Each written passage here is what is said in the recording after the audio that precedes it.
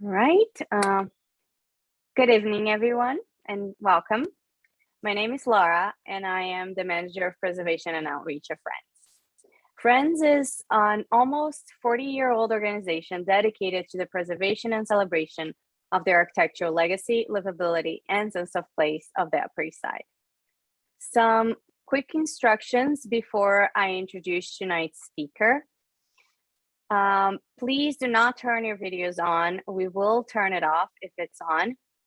And everyone will be muted throughout the talk. If you'd like to ask some questions, please use the chat.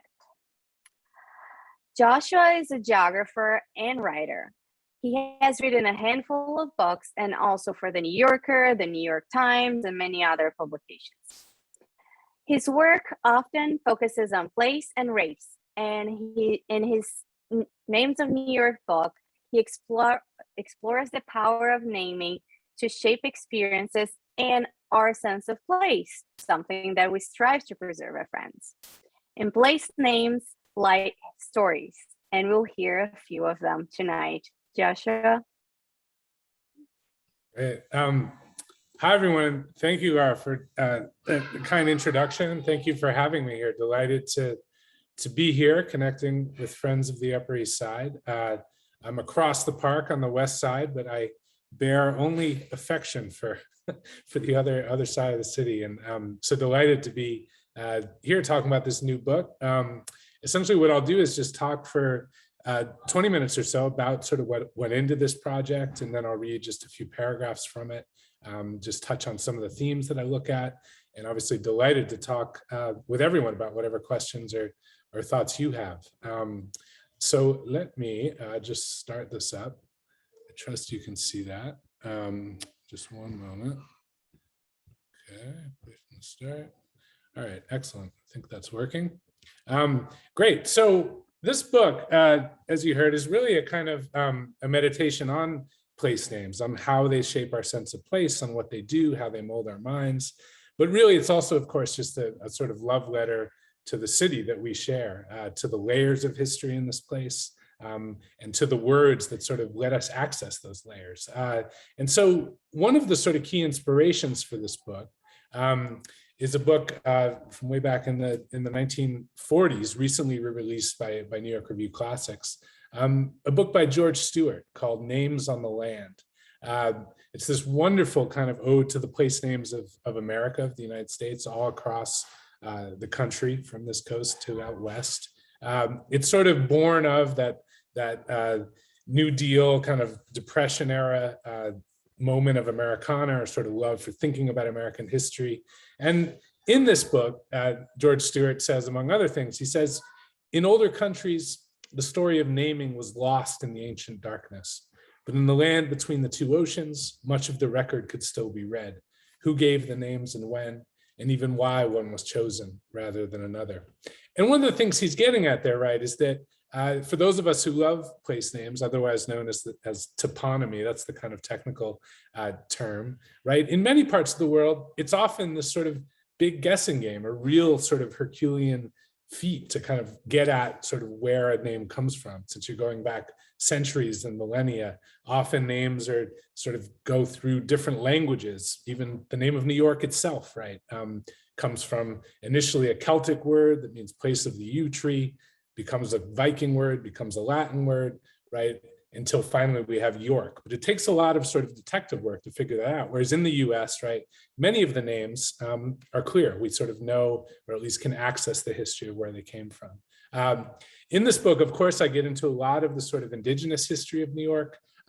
Many of us likely know that, Manhattan obviously comes from a Lenape word, the Algonquian language of the Lenape, the people who were here in this part of the world when Henry Hudson and the Dutch arrived in the early 1600s.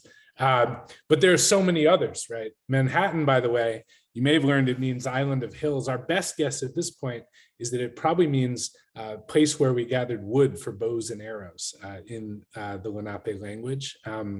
But there are so many other place names, right, that actually come to us from the Lenape, from Canarsie to Rockaway to Jamaica, across the river in New Jersey. Obviously, there's Hoboken and Hackensack and Passaic and so many others.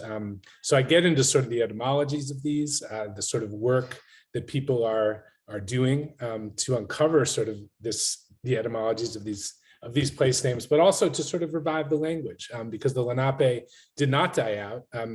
There are not many of them, but there are the descendants of the First Nations of New York who live mostly in Ontario and Oklahoma, and I got to sort of spend time with a lot of those people in researching this book. Of course, I get into a lot of, and had a great time researching the colonial origins of names, right? Of course, New York is dotted with Dutch place names. We all know many of them, or if not sort of know that they're Dutch, we sort of have a sense that they are, right? From Bleecker to Van Brunt to Bowery, right, which comes from the old Dutch word for farm road, the Bowery, which led to Peter Stuyvesant's farm, right? There are many place names, though, that are essentially just English riffs on the Dutch, right? A place like Gramercy Park, you see an image here, it sounds like a sort of Tony English name, but in fact, it's just a riff on the Dutch term for that part of Manhattan, the Crow Marsh, the Crooked Marsh, as they called it. And the English sort of riffed on that to create the word Gramercy. Similarly, a place like Coney Island, say, which meant Coney Island, the island of rabbits in Dutch. The English kept that place name, doesn't mean anything in English, but it's sort of a riff on what came before. So obviously sort of thinking through these layers of colonial place names is important here. As is obviously the sort of thinking about what's unique about American place names. I'm keen, obviously, here to think about how this is sort of played out on the Upper East Side, right, across the city. The American Revolution was a sort of watershed moment in New York place naming, right? Many of the streets, for example, down in Soho, we don't think about this, but these are named for heroes in the American Revolutionary War, right? Worcester, Mercer, Sullivan, Thompson, all of these were sort of famous heroes in that day. Fort Greene, of course, named for famous general in the war. Madison Avenue, obviously, we think today, perhaps we think of Mad Men. You all may have different associations with Madison Avenue, obviously. But of course, where does it come from? It comes from one of the founding fathers, right? Named for those founders of this country. And there are many sort of place names like that. I should also say, by the way, just about this, that one of the key sort of changes in the ways in which we thought about streets and place after the founding of this country was to move away from sort of British customs, not only in sort of getting rid of sort of memories of monarchs across the sea, Queen Street and King Street, were quickly erased from the map. We saw Prince, but also to think about how essentially in London, as many of you who've spent time in Britain know, streets change their name every block often. You say you're in a certain street, you're in Piccadilly Circus, or you're in a particular street. Here we say on. We basically think about streets like rivers in a way that they continue for block after block. And that's actually a sort of thing that sort of only dates from after the war. So that was a thing that sort of really changed the map of the city and the names that we use to access it. I also look at, and I think anyone who sort of wants to think about place names in New York needs to think about the role of real estate, of the ways in which developments and developers have sort of shaped place names and even named neighborhoods, from R. Vern out in Queens, which is named for R. Vernum, right, who signed his checks. R. Vernum, his wife liked the sound of that, became R. Vern out in Queens. Utopia Parkway, right, named for a development that actually never came to exist. The developers ran out of money. It was meant to be a place open to Jews and all comers in the early 20th century, but the parkway is still there. So there's all kinds of sort of images and names that have similar histories. I also spend quite a bit of time, right, thinking about the unique particularity of honorary street names in New York. New York is interesting in that there is a quite liberal policy about second names, adding honorary second names to streets. Of course, there is a history of certain streets being renamed by the city, perhaps most notably or famously Avenue of the Americas, right? 6th Avenue, essentially Mayor LaGuardia wanted to sort of give it some new cachet in the 40s after the war and sort of push through this renaming Of course, the catch there is that people on Sixth Avenue often didn't want to sort of call it Avenue of the Americas, so the city sort of took it back some decades later. But since that time, over the last few decades, right, there is this sort of policy whereby city council can add these second or honorary street names to corners or to blocks across the city. There are many of them, obviously, on the Upper East Side and across the city. And it's quite an interesting way, speaking of making place, that New York is sort of allowing people to make place or sort of hail particular histories in new ways. That there are sort of some analogous things in other cities, but this is in certain ways a distinctive thing about place names in New York. So it's worth sort of thinking about how and where these names come from. And to sort of bring it home to our current context here, right? I think one thing I'm really fascinated by, and I'll sort of, as I say, read a few paragraphs here as a way into discussing this, the ways in which a place name, right, takes on new meanings across time and across generations. People attach new identities or sort of meanings to it in quite an interesting way. You know, we think about, for example, on the Upper East Side, Lenox Hill, right, which is not so far south from Lenox Avenue up in Harlem. One might think, right, that these are named for the same person, but in fact, they're not, as some of you may know, right? Lenox Hill, of course, named for Robert Lennox, Scottish merchant, you know, who was a landowner in the area before or just as the grid was sort of being laid out in the early 1800s. Whereas Lenox Avenue, right, named for James Lennox, the philanthropist, great bibliophile, right? His collection formed the basis for a large part of the New York Public Library. Of course, Lenox Avenue, to add another layer, is now co-named Malcolm X Boulevard up in Harlem. Few people call it that because Lenox, I think itself, has become iconic of Harlem, of that neighborhood. But it's very interesting, right? I think to think about not only the origins of names and where they come from, but what they come to mean to us, to all the people who attach meanings to them. And so with that, I'm just gonna read a few paragraphs, as I say, from this book, and then we'll be delighted to open this to any questions you have. So this is literally from the beginning of this book. It's just called the first chapter, called The Power of Names. Names matter. Just ask any parent agonizing over what to call a newborn, or any kid burdened with a name they hate. Just think of the song made popular by Johnny Cash about a boy who explains that life ain't easy for a boy named Sue and confronts the father who named him. My name is Sue. How do you do? Now you're gonna die. Whether you traverse your life, as a Jane or an Ali or a Joaquin or an Eve, or you decide as a grown-up that you'd rather endure or enjoy it as someone else, we all learn that names mark us. Totems of identity, systems of illusion. Names can signal where we're from, who our people are, who we attach ourselves to, which Bible character or dead relative or living movie star our namers love best. Murmured by an intimate or yelled by a foe, a name can be an endearment or a curse. Declaimed by protesters in the street, a name becomes an assertion of dignity, of rights, and of the refusal to overlook or forget. Names are shorthand, they're synecdoche. They're acknowledgements or shapers of history, containers for memory or for hope. And if names matter so much when attached to people, they matter even more when attached to places, as labels that last longer in our minds and on our maps than any single human life. In place names lie stories. Stories in the first instance about their coiners. Tales, say, about the long ago Dutchman who wandered an island of wetlands and hills that the people who lived there may or may not have called Mannahatta, but whose northern acreage those Dutchmen named from marshy town in Holland called Harlem.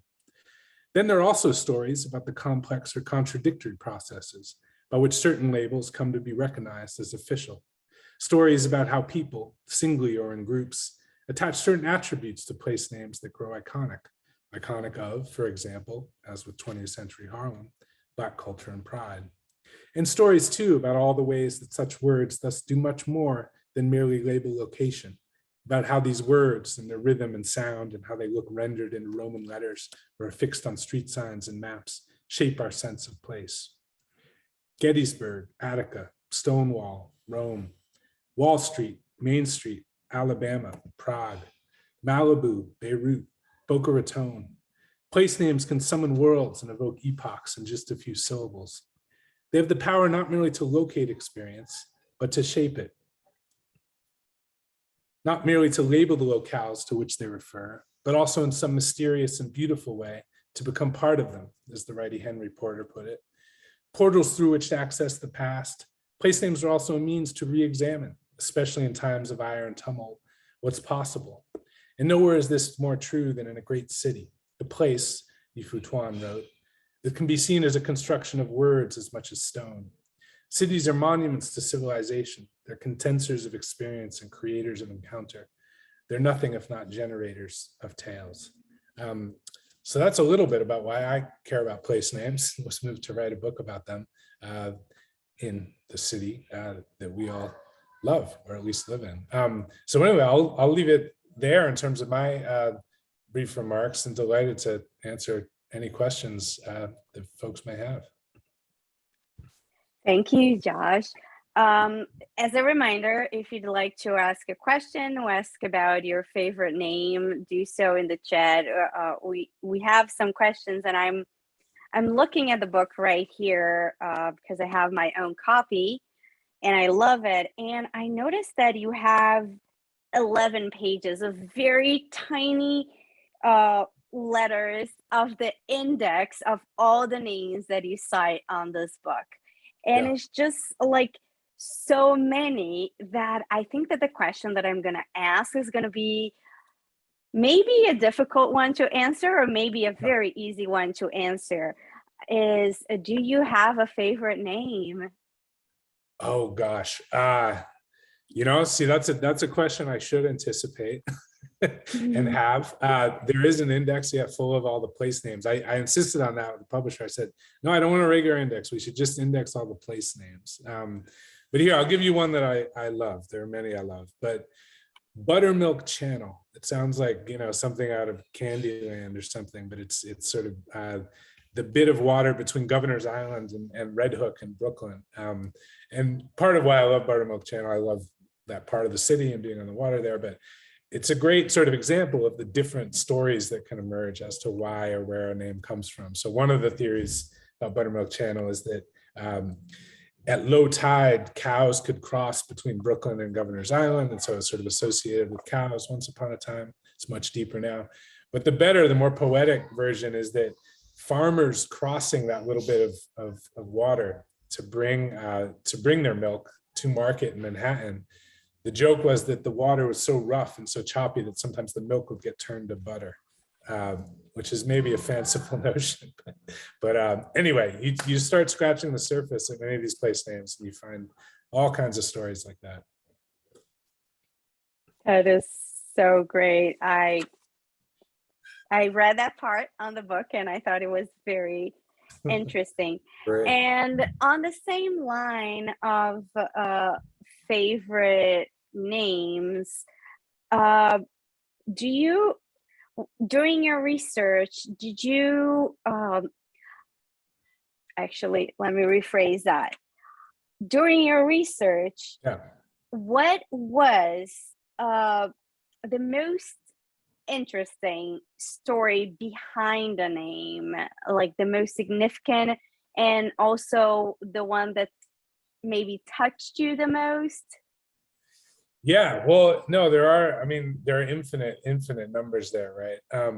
I think, there are some that I love are sort of just groups of names. In the northern Bronx, there's a group of streets, for example, named for electricity themed things, Ampere and Ohm and Watt Street. And of course, that was a part of the city that was once owned by this electricity magnate. So there's funny stuff like that. Also, Featherbed Lane in the Bronx, one might sort of be intrigued by that. The story there is that it was named for, there was once many bordellos apparently there, and the workmen on the Croton Aqueduct sort of frequented this place, or nicknamed it Featherbed Lane, and it's still there.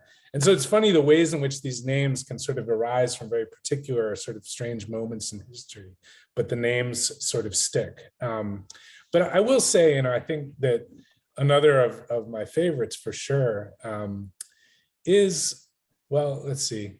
I love Bloomingdale. In fact, as I mentioned, I'm resident of the Upper West Side, which used to be named Bloomingdale, and no relation to the department store, right? But what I love about that is that it comes from the Dutch phrase for the Bloomingdal, the Valley of Blooms, right? Literally the sort of Valley of Flowers, which was a place in Holland that was in fact to the west of the village of Harlem. And so that same location in New York became known as the Valley of Blooms, which is a wonderful sort of bygone name. But I love that sense of, when people ask where I live in the city, I say, well, I live in the Valley of Blooms. And people say, what? But in any case, you can dig into these etymologies. Great.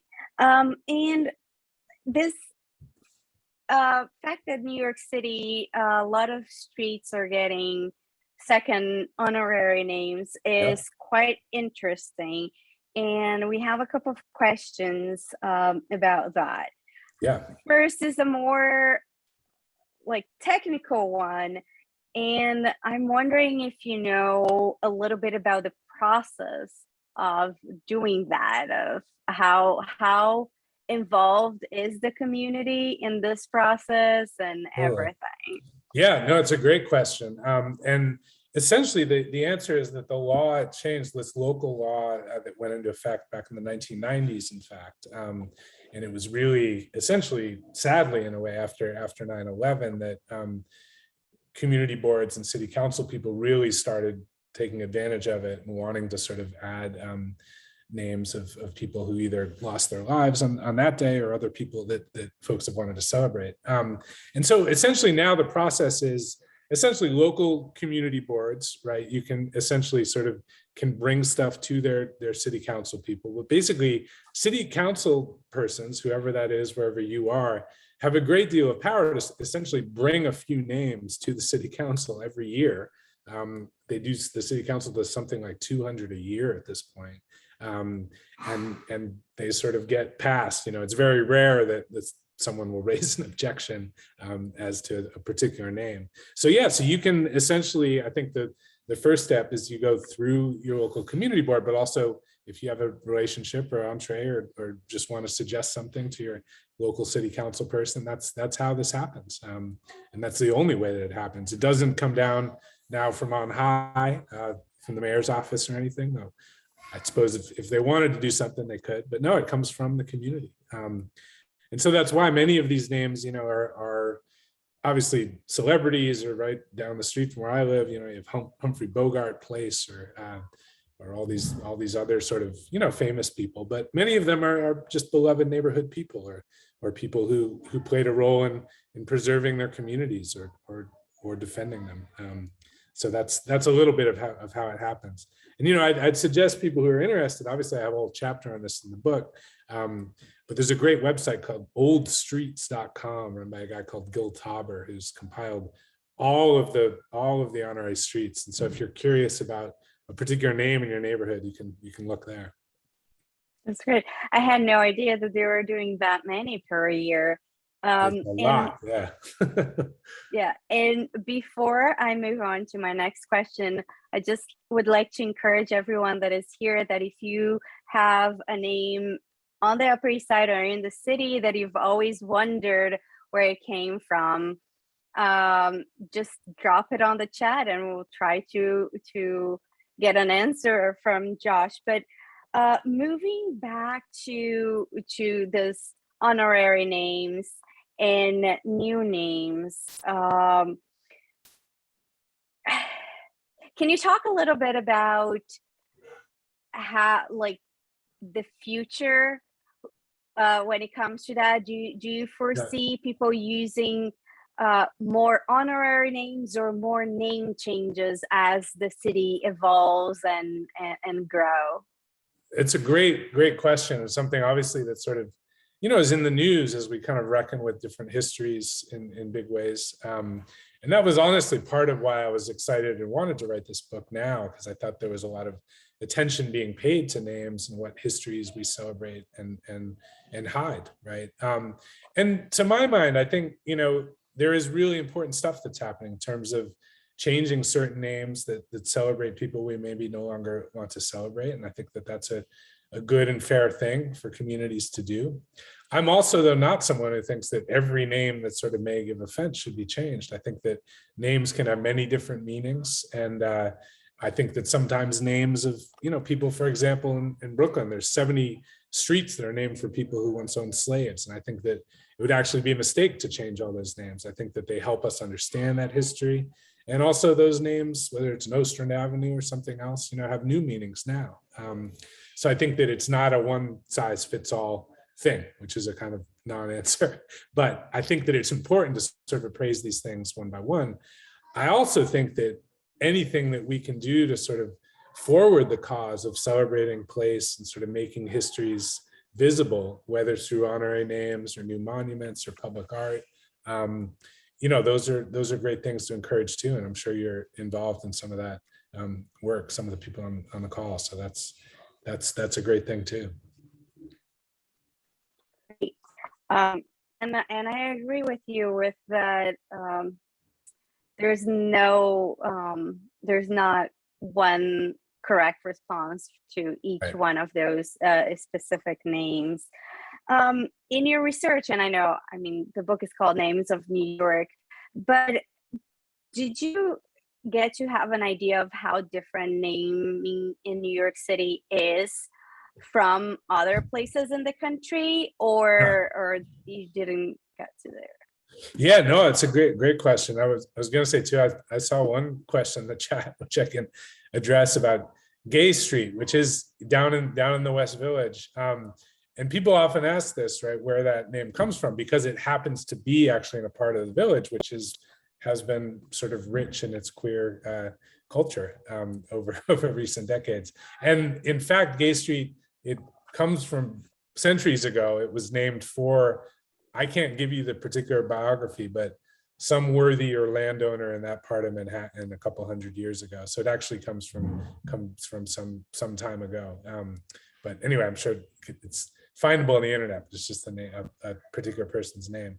But yeah, sorry, Art, to your question sorry, remind me your question. I jumped to the chat, apologies. I know, no worries. And it took me a while to remember, is how naming in New York City differs from thank you. Yeah, other places in the US.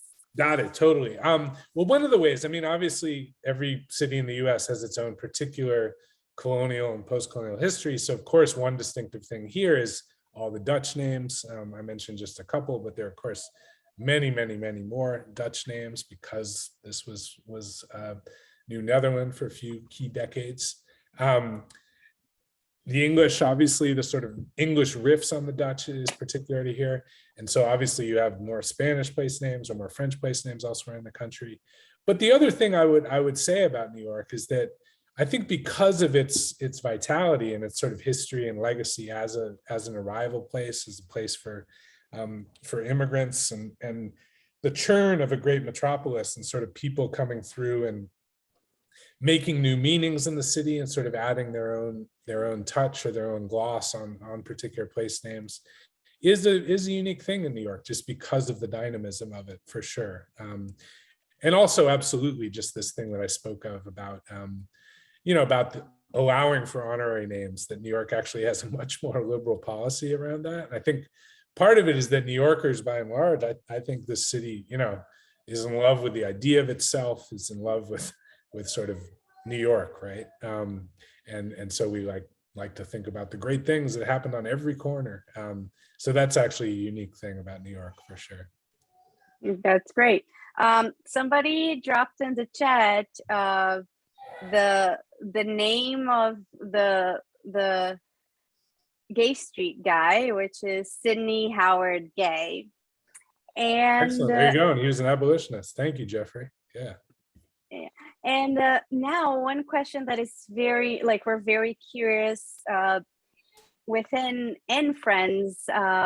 One thing that we couldn't find when we did our research and wrote the history of Yorkville book is the origin of the name Yorkville. Do you have? Any idea? No, great. Thank you for that. I was hoping perhaps that would come up. I imagine I don't know much more than you if you've done the research, but my understanding is about Yorkville is that essentially it's just named for what was once known as York Hill, which is essentially the sort of area of higher elevation to the north of what's now Yorkville, which is to say, essentially sort of current day Harlem, right? But kind of Mount Morris and where Marcus Garvey Park is there and so on. I believe once upon a time was known as York Hill. And so this sort of area in the shadow of York Hill came to be known as Yorkville. As you know, Yorkville has had its own sort of histories and known as a German enclave at one point and a Hungarian one and sort of all these other histories. But that's my best understanding of the history of the name. That's great. And now you led to one extra question about Yorkville is that we do know that it was a neighborhood with tons of German immigrants. And could you talk a little bit about if there was any changes in naming in that neighborhood after the war? Yeah, good, great question. During and after. Totally. I'm trying to remember if I have particular examples that area. It's interesting because, yeah, both after World War II and World War One, there were many actually sort of German place names. There were many, Hamburg streets, Berlin streets, different things in different parts of the city that were essentially changed. The ones that I know about, of course, the Lower East Side in the 19th century was, known as Klein Deutschland, as Little Germany, before it became known as a Jewish enclave, and then other things. And so there were a couple of places there that certainly, sort of Rhinelanders Row and these places that evoke Germany, which were changed. I am not certain about Yorkville having particular names that were changed, in part because I think most of the streets obviously are numbered streets, so there's not as many just place names to go around. But it's a quite interesting history that there were many of these sort of memories of German immigrant populations that once dotted the city, and in part because of the war were disappeared, but also because German Americans became assimilated to such a degree that they weren't known as sort of ethnically German or ethnically immigrants after a certain point in time. And on the same lane, do you see any case, like any particular instance that these names that were abandoned in the past, like the British names after the revolution, or some Dutch names after the English, and some German names during and after the war, coming back nowadays, or that doesn't happen? It totally does happen, in fact. And I think it doesn't happen much, but one of the ways in which it happens, and you guys, your organization, I'm sure is, thinking about neighborhoods and neighborhood identity and preservation. One of the ways in which it happens, quite interestingly, is when different neighborhood associations or groups of people and communities sort of revive certain names. I'm thinking in particular, the one that I know best is, for example, Boerum Hill in Brooklyn, right? Boerum Hill, which is in part of music is not a very big hill, a little change in elevation. But, basically that name comes from, it's not an old name. It dates from the 1960s, only became popular in the 70s and 80s. And essentially, a group of local activists and community members who wanted to sort of preserve the historic brownstone architecture in that part of Brooklyn essentially coined this name, which was an allusion to these Dutch landowners from way, way back, right? And sort of coined it as Boerum Hill. But this was not a name that was in the parlance for a couple centuries until they revived it. So there are definitely sort of examples of that. And I think often they crop up as a part of these efforts at preservation or at celebrating a neighborhood. This is so interesting. I used to live in Boerum Hill. I never knew that, so I'm there you go. very happy that you used this example. Josh, thank you so much. This was great. Thank Everyone, you. the link to purchase the book is in the chat, and I highly recommend you to do so. It's great. This is the book. I just took the cover out. It's great. It has amazing stories. It's very captivating, and it tells the story of the city. It tells the story of our neighborhood, and it helps us preserving this sense of place of the Upper East Side and of New York as a whole. Josh, thank you so much, and thank you for everyone to join us tonight. Great. Thank you so much. Really a pleasure. Here's the Upper East Side. Here's the place. All right. Thank you. Bye-bye. Good night, everyone.